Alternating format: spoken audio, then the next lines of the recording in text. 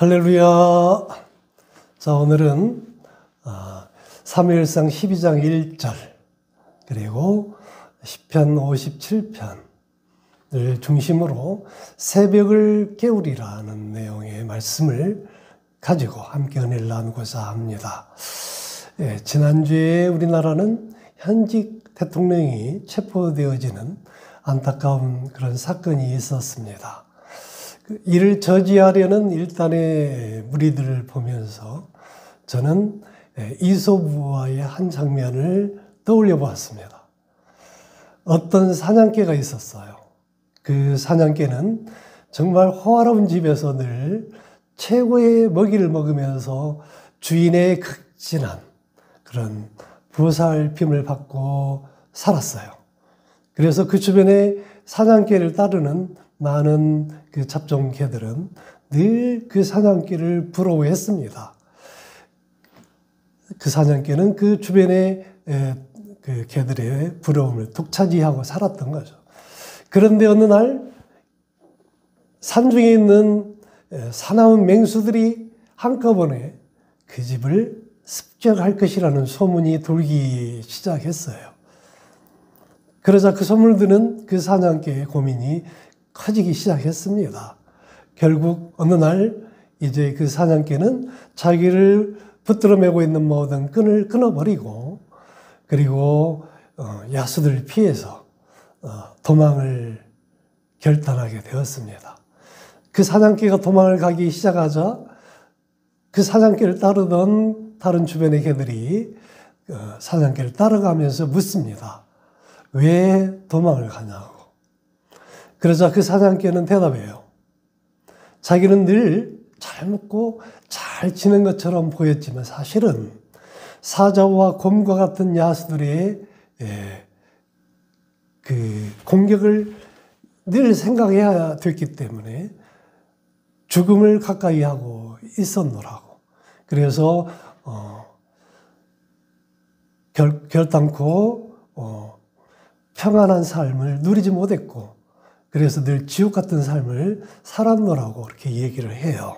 그러자 잡종개들은 이제 그 말을 듣고 서로를 쳐다보면서 오히려 평범하게 살았던 자기들이 더욱 행복한 삶을 살았구나, 뭐 이런 것을 나누는 그런 이제 이솝 이야기의 한 장면을 제가 언급하고자 하고 있는 것은 뭐냐면 그 사냥개를 통해서 던져지는 두 가지 질문이 있어요.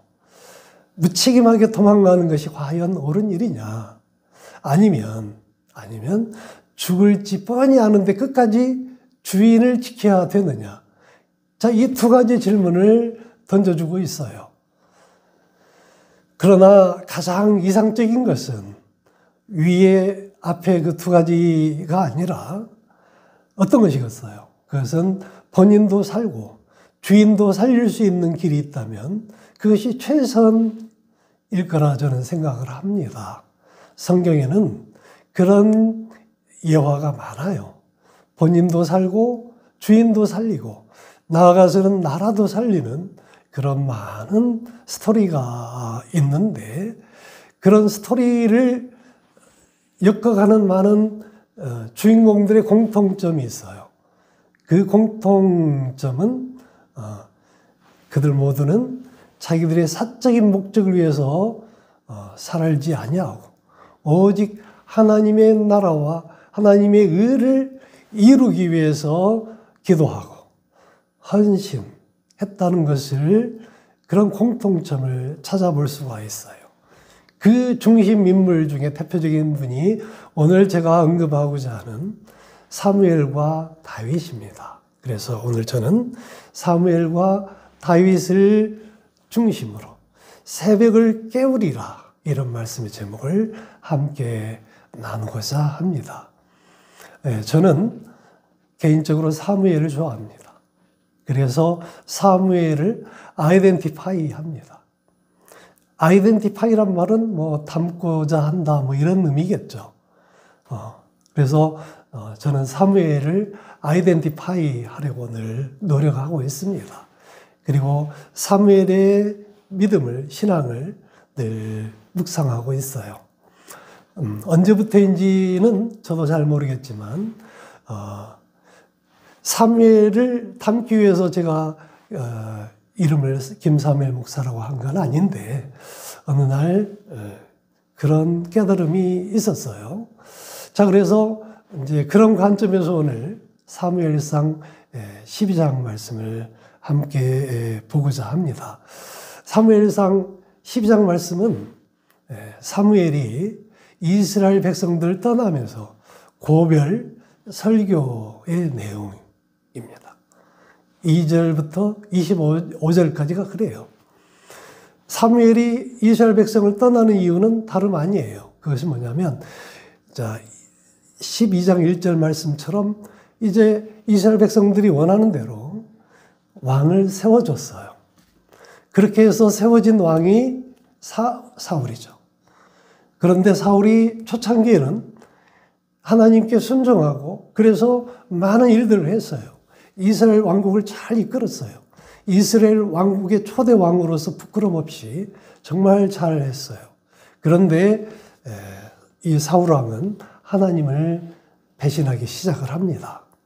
제가 연말에 하나님의 은혜를 받은 사람들의 다섯 가지 유형 해가지고 첫 번째로 소개했던 유형이 뭐냐면 하나님의 은혜를 받았는데 그 하나님의 은혜를 주신 것을 배신하는 그런 유형이 있다. 그 대표적인 사람이 구약 시대에는 사울, 그리고 신약 시대에는 가룟 유다 이렇게 얘기했던 적이 있습니다. 두 번째 타입은 하나님의 은혜를 받았지만 쉽게 잊어버리는 사람들. 누가 그러겠어요? 대부분 우리 세상 사람들이죠. 그리고 대표적인 사람이 출애굽 백성들이에요. 출애굽 백성들에게는 하나님이 많은 은혜를 부어주시고 이적과 표적까지도 따르게 하는 놀라운 기적까지도 이렇게 베풀어 주셨지만 그 많은 은혜를 받았지만 늘 잊어버려요. 그리고 하나님을 원망하고 또 하나님을 그래서 하나님으로부터 진노를 받게 되고 그래서 진멸을 받습니다. 그 다음에 이제 세 번째 유형의 사람이 하나님의 받은 은혜를 늘 감사하는 사람, 크든 작든 늘 감사하는 사람. 대표적인 사람이 다윗. 그리고 이제 강권적으로 하나님의 은혜를 받는 사람들. 그러니까 하나님께서 강권적으로 은혜를 부어주시는 사람들. 그런 사람들은 이제 대부분 하나님께 특별한 사명을 받은 사람들이죠. 구약 시대로 말하면 모세, 신약 시대로 말하면 마리아, 성모 마리아. 성모 마리아는 원하지 않았지만 처녀의 몸으로 예수님을 잉태하고 처녀의 몸으로 예수님을 이제 출산하는 그러한 모든 것은 하나님이 주시는 강권적인 은혜였어요. 그런 사울이 이제 오늘 본문의 주인공 사무엘과 다윗 그 주인공과 비유되어져서 나오는 인물인데 사울이 배신함으로 인해서 하나님의 노여움을 사게 되니까 사무엘이 이제 오늘 12장 2절로 25절 말씀과 같이 고별 설교를 남기고 이스라엘 백성들을 떠나서 사무엘의 고향 라마로 갑니다. 그리고 라마의 나이옷이라는 성읍에서 공동체 생활을 이제 이끌어가요. 공동체 생활이라고 하는 것은 사무엘이 이끌어가는 공동체 생활이라는 것은 단순한 많은 사람들이 모여서 사는 단순한 그런 공동생활이 아니에요. 그것은 하나님이 기뻐하시는 삶을 살기로 다짐하고 하나님이 중심이 되는 삶을 사는 그러한 사람들의 집합체를 의미해요. 그러한 공동체 생활 가운데에 이제 어떤 사람이 합류하게 되냐면 다윗이 사울에게 쫓겨서 나이옷을 찾아와요. 그리고 사무엘과 함께 이제 공동체 생활을 하게 되는데, 다윗은 여기에서 이제 오랫동안 쫓기면서 지치고 시달렸던 육신의 모든 그런 어려움을 이제 드러내게 되고 치유함을 받고 힐링하는 그런 이제 회복의 시간을 갖습니다. 그래서 다윗에게 나얏은 영적인 힘을 온전히 키울 수 있는 영적인 고향과도 같은 그런 곳이었어요. 또 나얏에서 길러진 영적인 그 파워를 가지고 이제 또다시 아들람굴로 피신하게 되는데, 아들람굴에 가서 그런 새로운 세상을 꿈꾸면서 새로운 비전과 꿈을 키워갈 수 있었던 모든 역량은 바로 나얏에서 길러졌던 거예요. 그래서 정치적인 역량이 나얏에서 길러진 거예요. 그래서 나얏은 사무엘이 공동체 생활의 샘플을 보여주는 그런 것이었지만, 도망 생활을 했던 다윗에게는 필연코 거쳐가야만 되는 그런 아주 의미 있고 중차대한 그런 지역이라는 특성을 가지고 있어요. 그러니까 다윗이 쫓겨서 나얏으로 들려서 나얏을 거쳐서 아들람굴에 이르기까지 모든 과정은 우연이 아니고 하나님의 섭리였음을 볼 수 있게 하는 그런 내용들이 이제 사무엘상 12장을 중심으로 해서 이제 10편, 오늘 본문의 말씀 57편으로 이어지게 돼요. 그래서 나얏에서 우여곡절 그때 탈출을 하고, 그리고 이제 다윗이 아들람굴, 그러니까 험악한 산악지대의 높은 산에 있는 깊은 굴 속으로 이제 도망온 다윗은 그곳에서 다윗을 따르는 400용사들을 만나게 돼요. 뭐 대부분 다윗의 신하였다가 또 다윗의 군대에 속해 있었다가 사울로 인하여 모함을 받고 죽임을 당하고 겨우 목숨을 건져서 이제 피해 다니고 도망 생활을 하다가 다윗이 아들람굴에 숨어 있다 이런 소식을 듣게 되니 어쩌겠어요. 다윗을 찾아오게 된 거고, 그리고 다윗의 7 형들이 있잖아요. 그 7 형들도 용사였어요. 그런데 7 형들에게는 또 각자 아들들이 있었는데 그 아들들, 그리고 다윗을 따르는 추종자들, 그런 사람들이 이제 400명이 한 사람, 두 사람 이렇게 모여서 아들람굴에서 모이게 되어서 그곳에서 이제 하나님을 찬양하는 그런 내용이 57편 말씀인데, 이 57편의 말씀은 정말로 위대한 말씀이 아닐 수 없다라고 제가 이제 전제하고 57편 말씀을 하나하나 살펴보도록 하겠습니다. 자, 57편 테마에 가로로 되어 있는 청색 글씨에 보면 57편은 다윗의 믹담시라고 되어 있습니다. 믹담시라고 하는 것은 다윗이 하나님을 찬양하는 의식을 의미해요. 그러니까 믹담시라고 되어 있는 시편의 내용들은 공통점이 있는데 대부분 하나님을 찬양하는 내용이고 결코 평탄치 않은 환경임을 알 수 있어요. 그래서 절망 가운데 있는 그런 현실을 노래하는 시라고 이렇게 해석하는 분도 있지만, 어쨌든 다윗이 하나님을 찬양하는 그 의식이다, 믹담이라는 것은.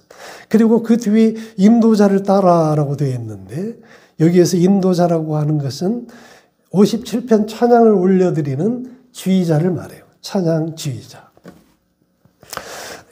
인도자를 따라 알다스햇에 맞춘 노래 이렇게 되어 있습니다. 여기에서 알다스햇에 맞춘 노래라고 하는 것은 찬양의 형태를 말합니다. 쉽게 비유하자면 미녀조의 노래 아니면 군가식의 찬양 이런 찬양의 어떤 타입을 얘기하는 것이 알다스햇에 맞춘 노래라고 되어 있고 그렇게 의미하고 다윗이 사울을 피하여 굴에 있던 때라고 되어 있는데 굴은 아들람 굴을 의미합니다. 그 굴이 크지만 400명이 함께 들어가기에는 결코 넉넉하지 않는 아주 열악한 공간이다라는 것을 알 수가 있게 되는데 육신은 그런 공간에 거하고 있고 따라서 높은 산중 험악한 그런 산악지대에 있는 굴속이라고 했을 때 먹을 것이 얼마나 있을까요? 넉넉하지 못했을 거예요. 더욱이 물을 구하는 것은 더욱 힘들었을 것입니다. 그리고 또 밤이 되면 그 지역은 늘 그러잖아요. 낮에는 뜨겁지만 밤이 되면 영하 날씨로 떨어지는 아주 열악한 그런 환경에 놓여 있는 그런 400용사들은 언제 죽을지도 모르는 상황에 놓여 있어요. 왜냐하면 아들람굴에 피해 있다라는 이제 소문을 사울이 듣게 되면 그냥 죽었어요. 쫓아오죠. 그리고 포위하고 이제 올라오게 되면 도간에 던지예요. 그래서 언제 죽을지도 모르는 처지에 놓여 있는 이들은 1절을 보시면 어떻게 노래하고 있느냐. 내게 은혜를 베푸소서, 내게 은혜를 베푸소서. 반복해서 말씀하고 있죠. 강조법. 내 영혼이 주께로 피하되 주의 날개 그늘 아래 있는 것으로 노래하고 있어요. 내 영혼이, 육신은 이렇게 힘들고 어려운 상황에 놓여 있지만 나의 영혼은 주의 날개 아래에 놓여 있다. 그래서 내 영혼은 평안한 쉼터 아래에 거하고 있음을 상상하는 그러한 찬양으로 이제 1절 시작하고 그런 육신이지만 9절을 보시면 그들은 그러한 상황에서도 주님을 찬송하고 날마다 주님께 감사를 드렸어요. 9절 보실까요? 주여 내가 만민 중에서 주께 감사하오며 오른손에는 감사 먼 나라 중에서 주를 찬송하리이다. 왼손에는 찬송을 올려드렸습니다. 자, 그들은 목숨을 퇴시한 채 선한 앰비션을 가지고 그들이 꿈꾸는 이상적인 나라를 노래했어요. 그러한 그들이 꿈꾸는 이상적인 나라는 어떤 나라일까요? 그것은 나요대에서 이제 훈련되어진 공동체 생활. 그 공동체 생활이 뭐라고요? 하나님 중심되는 나라. 하나님 나라인 것이죠. 그 하나님 나라, 궁극적으로는. 그러나 곧 이제 사울이 다스리는 나라가 아니라, 그런 왕국이 아니라, 다윗이 주인이 되어서 왕이 되어서 이끄는 다윗 왕국을 생각하는 그런 새로운 세상, 그런 새로운 역사를 그들은 모여서 노래했던 거죠. 그 노래의 주제는, 핵심은 감사이고 찬양이었던 거예요. 2025년을 맞은 우리는 이제 3주가 지나고 남은 이제 424일, 7일 정도의 남은 기간 동안 늘 하루하루의 삶이 오른편에는 감사, 왼손에는 찬양의 마음으로 주님이 주시는 꿈과 비전을 여러분들이 가슴에 안고 힘차게 나아가시기를 예수님의 이름으로 축원드립니다. 누구처럼요? 아들람굴에 있는 400용사와 같이. 자, 그들은 여러분들이 지금까지 살아온 삶이 어떠한 삶을 살았을지 모르지만 절망에 빠져 있는 아들람 굴에 있는 400용사보다는 훨씬 더 좋은 그런 환경에 있을 줄 믿습니다. 하물며 그들 또한 주님을 마음껏 찬양하고 또 감사하며 사는 삶을 살았는데 우리라고 그러한 감사와 찬양을 도외시한다면 그것은 절대로 아니 되겠습니다. 감사하면 감사할수록 감사가 풍년드는 것이 하나님의 법리, 이치예요. 하나님의 섭리예요. 하나님의 법칙이에요. 또 찬양하고 찬양 드리는 것은 무엇을 의미하나요? 내 삶이 하나님께 영광 올려드리는 산제사 되어짐을 고백하는 그러한 것이 찬양인 거예요. 찬양을 우리가 노래라고 생각하면 안 되죠. 노래는 그냥 즐기는 거죠. 세상을 즐기는 그런 것이지만 우리가 드리는 찬양은 내 삶을 드리는 거예요. 하나님께 영광 올려 드리는 거예요. 그냥 드리는 것이 아니고 산제사로 올려 드리는 거예요. 따라서 우리의 삶이 찬양과 같은 그런 삶이 되어야 될 줄 믿습니다. 그러한 삶은 어떻게 해서 비롯될 수 있다고요? 늘 크든 작든 감사할 때 누구처럼요? 아들남 400용사와 같이 그런 마음으로 감사하고 찬양할 때 그러할 때 자 어떤 놀라운 변화가 일어나게 되냐면 또 이 400용사들이 보여주는 그 비전이 얼마나 광활한 컨빅션, 확신으로 우리에게 비춰지게 되냐면 7절을 보시면 알 수가 있습니다. 7절에 보시면 자 하나님이여 내 마음이 확정되었고 내 마음이 확정되었사오니 확정되었사오니 그 말은 뭔 말이냐면 내 마음이 그만큼 굳세게 확고하게 결단코 드리는데 그런 결단의 마음으로 하나님께 올려드리는 것이 뭐냐면 후반절에 내가 노래하고 내가 찬송하리이다. 조금 전에 제가 찬양에 대해서 말씀드렸죠. 우리는 그러한 찬양의 주인공이 찬송의 주인공이 되어야 되겠습니다. 그러한 찬양과 찬송을 올려드릴 수 있는 그러한 꿈이 바로 아들람굴에 모여있는 400용사들의 비전이었어요. 비전이라는 게 뭐예요?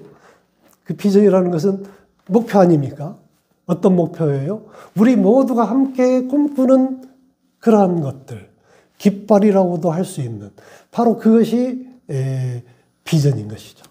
우리 모두가 함께 공유할 수 있는 하나의 그 목표가 이제 비전이라고 하는 것인데 그런 비전을 아들람굴에 있는 400용사들이 우리에게 보여주었는데 그 비전은 무엇이냐면 하나님 나라. 어떤 나라예요?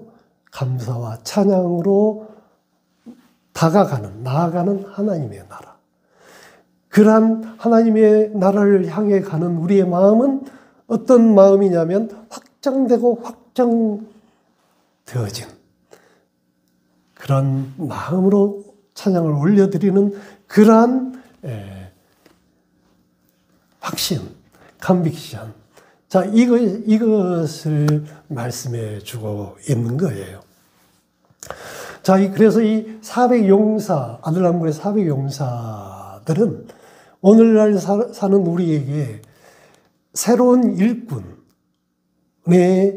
타입을 말씀해 주고 있어요. 아주 오래전 시대에 살았던 사람들이지만 아날로그 시대와 디지털 시대를 살았던 우리들이 생각하는 그런 일꾼과 전혀 다른 타입의 일꾼의 새로운 모형을 보여주고 있는 것이죠.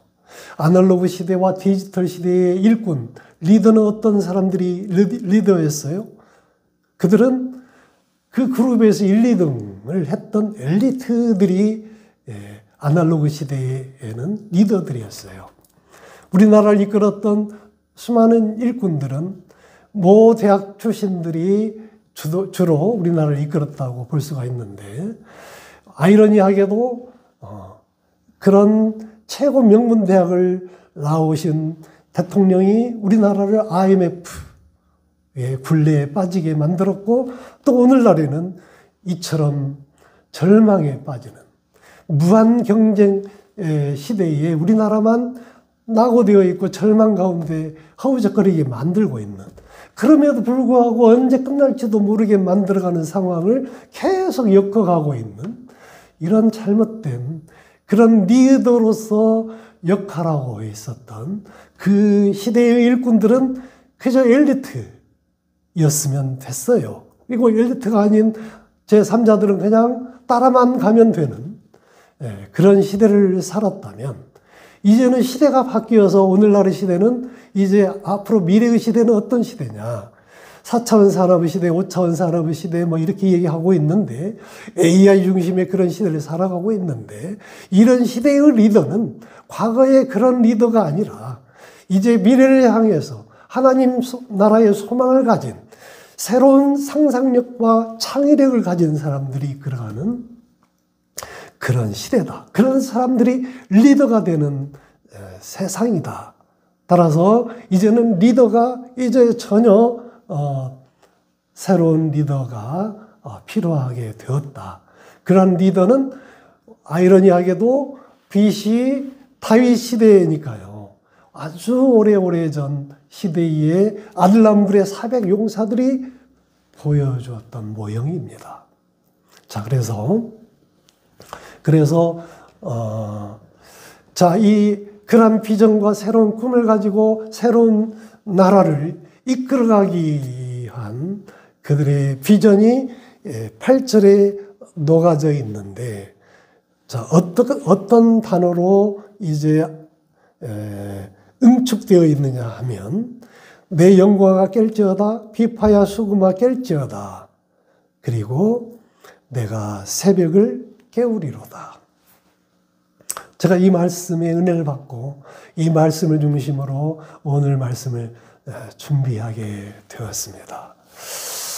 새벽을 깨우리로다. 할렐루야. 참 위대한 고백이 아닐 수 없습니다.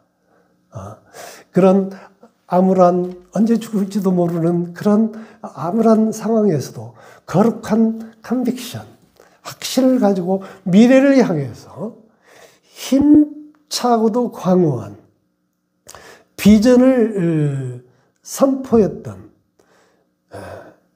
그들의 그 꿈을 이제 축복이 2025년을 살아가는 우리에게도 함께 할 수 있기를 주님의 이름으로 축원합니다.